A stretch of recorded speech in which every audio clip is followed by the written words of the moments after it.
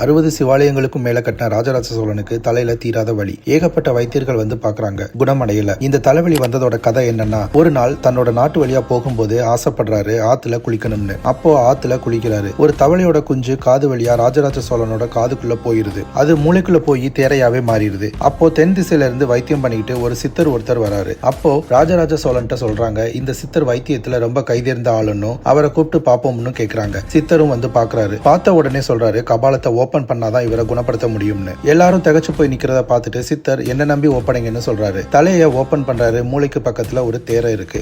ஆனா அந்த தேரைய கைய வச்சு எடுத்தோம்னா தேரையோட நகம் பட்டு மூளை வெளியே வந்துடும். அதனால பக்கத்துல இருந்தவங்கள போய் ஒரு இளநீ வாங்கி வர சொல்றாரு. அந்த தேரைக்கு நேரா வச்சுக்கிட்டு இளநியை சீவுறாரு. இதுல இருந்த தண்ணீர் அந்த தேரையோட வாயில போய் படுது. ரொம்ப தித்திப்பா இருக்கு. தேரையா ஜம்ப் பண்ணி ராஜராஜ சோழனோட மூளையில இருந்து இளநீ தண்ணிக்குள்ள விழுகுது. உடனே லாக் பண்றாரு. அவர் தான் தேரையடி சித்தர். 3000 வருஷத்துக்கு முன்னாடியே தலையை ஓபன் பண்ணி ட்ரீட்மெண்ட் பண்ணியாச்சு. அதுதான் இன்னைக்கு மூளையில இருக்கிற கட்டி ஆபரேஷன். நாட்டு மருந்துல இருந்து விரிவடையப்பட்டதுதான் ஆங்கில மருத்துவமும் கூட.